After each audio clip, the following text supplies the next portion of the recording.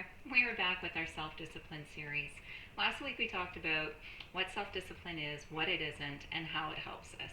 But sometimes, it's a mystery. Like, why can't we muster up the self-discipline that we need to get things done when we need it?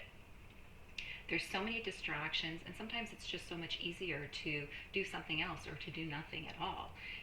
So let's be clear before we even get into this.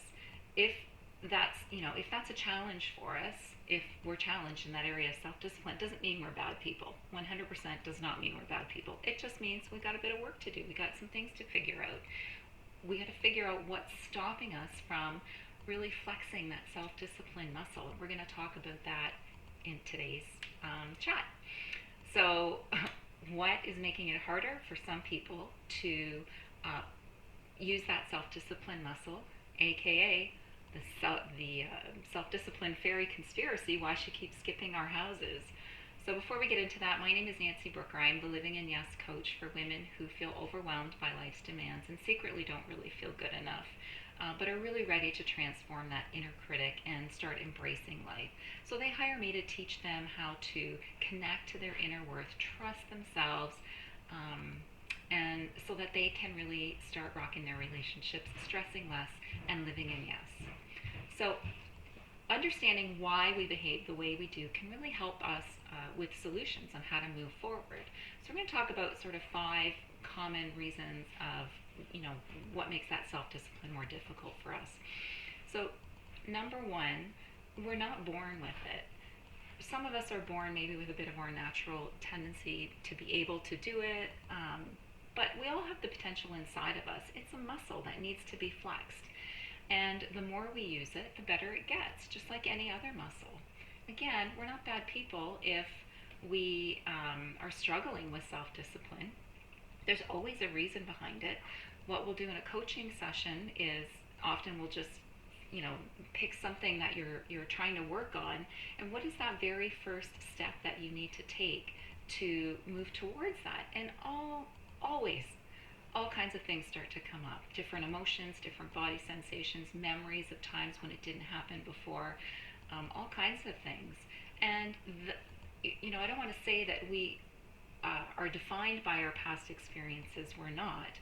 But they do tend to inform the people that we are today, how we act, how we react, how we respond, all of those things.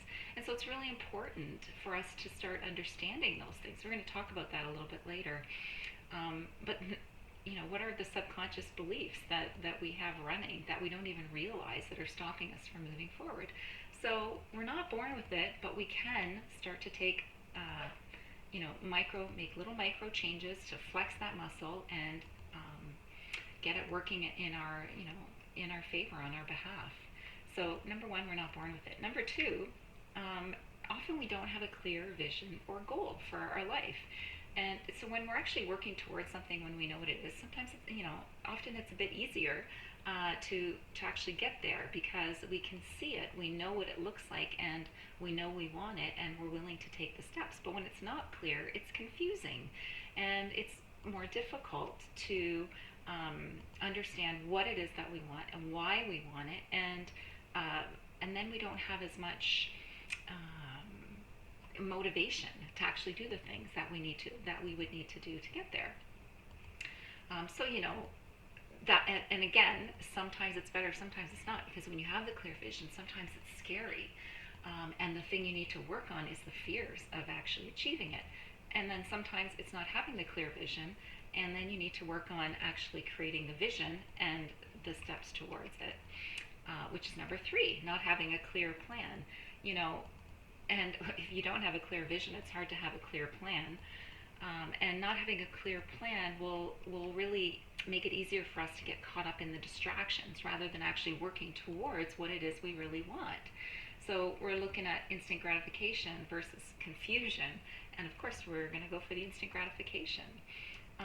So again, with a clear plan, you can chunk things down into those manageable bits, which makes it so much easier to get something small done and have a small success, which will then start a little start the ball rolling in the right direction, and you'll be able to really make more progress and resist those distractions more.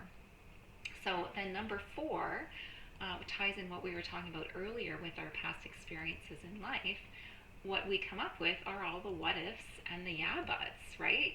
And these really come from some of all of the experiences that we've had and how we've processed them.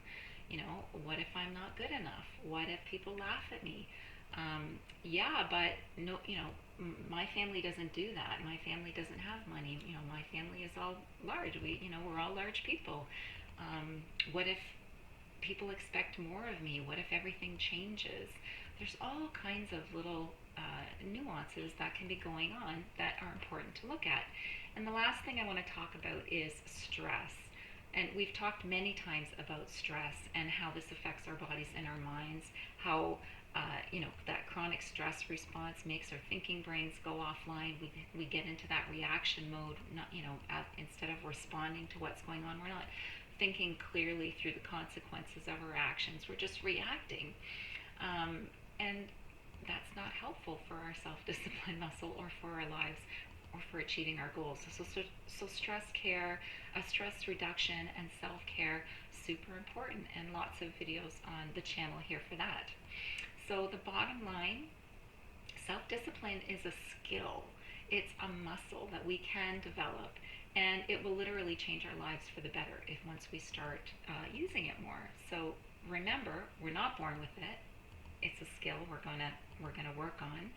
It's important to have clear goals. It's important to have a plan of how we're going to get there. Stress management is going to be really important, and remembering about all of those what ifs and those yeah buts, and sort of clearing those from our system is really important. So if you're having a hard time flexing or even finding your self-discipline muscle, then it's really important to get clear on what you want, how to get there, and more importantly, how to change all that old programming that keeps you stuck. And we can do that together, and you can book your free clarity call below. So I just want to leave you with this quote: mastering others is strength, mastering yourself is true power, and that's from Lao Tzu. So thanks for listening. Grab your freebies. I'd love to connect, and we'll talk to you soon.